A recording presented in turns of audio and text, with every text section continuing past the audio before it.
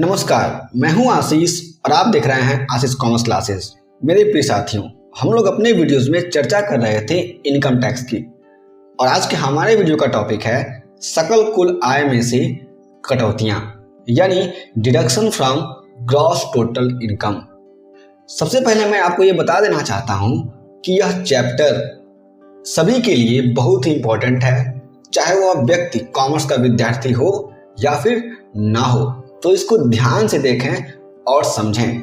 यदि कोई भी प्रश्न होता है तो जरूर हमें कमेंट बॉक्स में बताएं। उन सारे प्रश्नों का उत्तर मैं स्वयं आप सभी को दूंगा। अब हम शुरू करते हैं। सकल कुल आय में से कटौतियां यानी deduction from gross total income. सबसे पहले हम लोग इसका अर्थ समझ लेते हैं।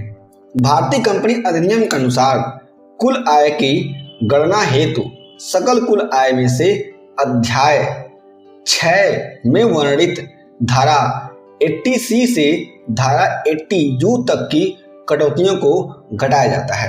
यानी यहाँ पर स्पष्ट रूप से कहा गया है कि इनकम टैक्स के अकॉर्डिंग जब कभी भी टोटल इनकम यानी कुल आय की गणना की जाती है तो जो ग्रॉस टोटल इनकम होता है उसमें से चैप्टर नंबर 6 उसी के अंतर्गत धारा 80C से लेकर के धारा 80U आता है, उसको घटाया जाता है।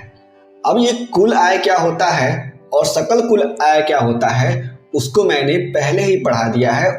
उन वीडियोस का लिंक मैं आपको डिस्क्रिप्शन बॉक्स में दे रहा हूं, आप लोग जा करके उसे देखें और समझ लें।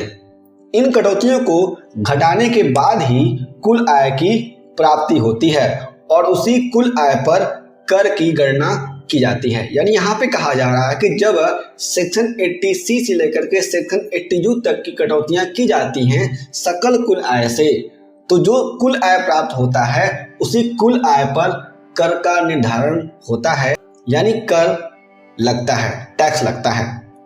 अब हम देखते हैं कि कटौतियों को करने के उद्देश्य क्या होते हैं, यानी कटौतियों के घटाने के उद्देश्य। Objectives of providing deductions. किसी भी व्यक्ति को डिडक्शन प्रोवाइड किया जाता है तो उसके लिए क्या ऑब्जेक्टिव हो सकता है उसको यहाँ पर देखना बहुत जरूरी है। पहला, कर दायित्व में कमी लाना यानी रिड्यूसिंग टैक्स लायबिलिटी। जब कभी भी कटौतियों को सकल कुल आय से घटाया जाता है तो उसका एक उद्देश्य होता है कि कर दायित्व में कमी ला दी जाए। यानी कोई भी व्यक्ति अगर 5 लाख रुपए टैक्स बन रहा है उसका, तो हम लोग अगर डिडक्शन कर देंगे, कुछ घटा देंगे, तो उसका जो टैक्स पे करने का अमाउंट आएगा वह कम हो जाएगा, यानी उसका कर दायित्व कम हो जाएगा। दूसरा है शुद्ध कर योग्य आय की गणना करना, यानी computation of net taxable income. जब कभी भी नेट टैक्सेबल इनकम की बात की जाती है, उसके गणना की बात की जाती है कि किस शुद्ध आय पर किसी भी व्यक्ति को टैक्स देना है, उसमें से कुछ अब माइनस प्लस ना करना हो, तब उस उद्देश्य के लिए सकल कुल आय में से कटौतियों को घटाया जाता है। तीसरा, कर नियोजन के प्रयोजनों को अर्जित करना, यानी gaining of tax planning objectives. कोई भी व्यक्ति है उसको हमेशा यह चिंता रहती है कि उसका पैसा बच जाए और वह अपने पैसे को कहीं पर लगा करके, कहीं पे इन्वेस्ट करके अधिक पैसा कमा ले। तो जब कभी भी कटौतियां की जाती हैं उसके ग्रॉस टोटल इनकम से, तो उसको यह बेनिफिट मिलता है कि उसकी टैक्स प्लानिंग हो जाती है। तो कर नियोजन यानी टैक्स प्लानिंग के उद्देश्य को ध्यान में रख करके कटौतियां की जाती हैं। अब चौथा है विदेशी मुद्रा भंडार का अर्जन करना, यानी earning of foreign exchange reserves.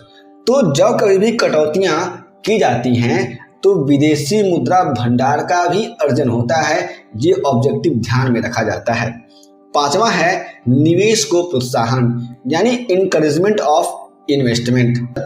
ये लाजमी है कि जब कभी भी किसी टैक्स पेयर का पैसा बचेगा तो वह उस पैसे को कहीं ना कहीं इन्वेस्ट करेगा, चाहे वो कोई सिक्योरिटी ले, कोई भी बॉन्ड ले या फिर अन्य तमाम तरह के चीजों में इन्वेस्ट करे। इससे इन्वेस्टमेंट को प्रोत्साहन मिलता है।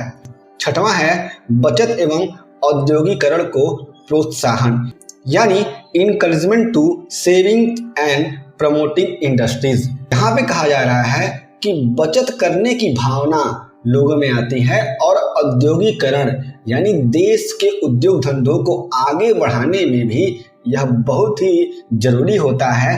कटौती जब दिया जाता है तो यह उद्देश्य ध्यान में रखा जाता है कि बचत की भावना होगी लोगों में और देश में औद्योगिकरण पनपेगा। अब हम लोग बात करते हैं धारा 80 के अंतर्गत कटौतियों की अधिकतम सीमा क्या होती है, यानी maximum limit of deductions under section 80। तो धारा 80 के अंतर्गत क्या अधिकतम सीमा है उसकी बात कर ली जाए। भारतीय आयकर अधिनियम की धारा 80 के अंतर्गत सभी कटौतियों का योग किसी भी दशा में करदाता की सकल कुल आय की कुल रकम से अधिक नहीं होना चाहिए। यानी जितनी भी कटौतियां हैं धारा 80 के अंतर्गत, धारा 80C से लेकर के 80U तक की कटौतियां आती हैं, तो इन सारी कटौतियों को जोड़कर भी किसी भी व्यक्ति का जो भी सकल कुल आय होगा उससे ज़्यादा कटौतियां नहीं होनी चाहिए। या तो कटौतियां उतने की ही होंगी या तो उतने से कम की होंगी। जैसे एग्जाम्पल है, किसी भी व्यक्ति का जो ग्रॉस टोटल इनकम है वह 3.5 लाख रुपए है, तो उस व्यक्ति का जो कटौती होगा वह किसी भी कंडीशन में 3.5 लाख से ज़्यादा नहीं होगा। या तो वह 3.5 लाख होगा या फिर 3.5 लाख से कम ही होगा। अगर यदि किसी भी दशा में 3.5 लाख से ज़्यादा होगा तो हम लोग उसको 3.5 लाख तक ही मानेंगे। ये बात हमें समझनी है। यदि किसी भी स्थिति में सभी कटौतियों का कुल योग सकल कुल आय की रकम से अधिक होता है तो सकल कुल आय के बराबर ही कटौती की जाती है, जो मैंने आपको अभी एग्जाम्पल दिया है 3.5 लाख का, कि जब कभी भी डिडक्शन का इनकम ज़्यादा होगा तो हम लोग ग्रॉस टोटल इनकम के बराबर में ही डिडक्शन करेंगे यानी कटौती करेंगे। ऐसी स्थिति में कर योग्य आय शून्य हो जाती है। तो आप खुद सोच सकते हैं कि ग्रॉस टोटल इनकम के बराबर जब कटौतियां हो जाएंगी तो जो भी कुल आय बचेगा, कर योग्य जो आय बचेगा वह अपने आप शून्य हो जाएगा। यानी ग्रॉस टोटल इनकम 3.5 लाख रुपए है और वहां पे डिडक्शन 3.5 लाख हो जाता है, तो खुद ही जो आपका कर योग्य आय होगा वह शून्य हो जाएगा। अब यहाँ पे बात की गई है कि धारा 80 के अंतर्गत स्वीकृत कटौतियां कौन कौन सी होती हैं, यानी डिडक्शन अलाउड अंडर सेक्शन 80। इसमें 2 तरह की कटौतियां होती हैं। पहला है भुगतान के संबंध में कटौतियां, यानी पेमेंट बेस्ड डिडक्शंस। तो भुगतान के संबंध में भी कटौतियां होती हैं, यानी कोई भी भुगतान किया जाता है उसके अनुसार कटौती कितनी मिलेगी ये बात इसमें होगी। इसमें बहुत सारे सेक्शन होंगे, उनकी बात हम लोग आगे करेंगे। दूसरा है आयों के संबंध में कटौतियां, यानी इनकम बेस्ड डिडक्शन। तो किसी भी इनकम के अनुसार डिडक्शन क्या हो सकता है उसकी बात भी की जाएगी। इसमें भी बहुत सारे सेक्शन हैं। तो अब हम लोग विस्तार से बात करते हैं, सभी सेक्शंस के बारे में जान लेते हैं कि भुगतान के संबंध में कौन सी कटौतियां हैं और आयों के संबंध में कौन सी कटौतियां हैं। पहला, भुगतान के संबंध में कटौतियां। भुगतान के संबंध में कटौतियां निम्न धाराओं में उल्लेखित हैं, जिसमें कुछ इस प्रकार से हैं। धारा 80C, धारा 80CCC, धारा 80CCD, धारा 80CCG, धारा 80D, धारा 80DD, धारा 80DDB, धारा 80E, धारा 80EE, धारा 80EEA, धारा 80EEB, धारा 80G, धारा 80GG, धारा 80GGA और अंतिम में है भुगतान संबंधी कटौतियों में धारा 80GGB और धारा 80GGC। तो ये सभी धाराएं हैं किसी भी भुगतान संबंधी कटौतियों के संबंध में जो धाराएं लगती हैं उसकी बात हमने करी अभी। अब हम लोग बात करते हैं दूसरे के बारे में, यानी आयों के संबंध में कटौतियों के बारे में जो धाराएं हैं। आयों के संबंध में कटौतियां निम्न धाराओं में उल्लेखित हैं, जो इस प्रकार से हैं। धारा 80IA, धारा 80IA-B, धारा 80IA-B, धारा 80IA-C, धारा 80IB, धारा 80IBA, धारा 80IC, धारा 80IE, धारा 80JJA, धारा 80JJAA, धारा 80LA, धारा 80M, धारा 80P, धारा 80PA, धारा 80QQQB, धारा 80RRB, धारा 80TTA, धारा 80TTB और अंतिम में है धारा 80U।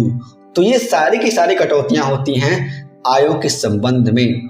मेरे प्रिय साथियों, इस वीडियो में हमने जाना कि सकल कुल आय में से कटौतियां क्या होती हैं, यानी deduction from gross total income, और इसके संबंध में जो हमने कटौतियां पढ़ी भुगतान के संबंध में और आयों के संबंध में, उसको हम लोग आने वाले वीडियोस में सभी धाराओं को 1 बाय 1 समझेंगे और जानेंगे। सबसे पहले हमारा वीडियो होगा सेक्शन 80C से जुड़ा हुआ। तो यदि आपके पास कोई भी प्रश्न है तो उन सभी प्रश्नों को हमें बताइए, हम उन सभी प्रश्नों का उत्तर जरूर देंगे।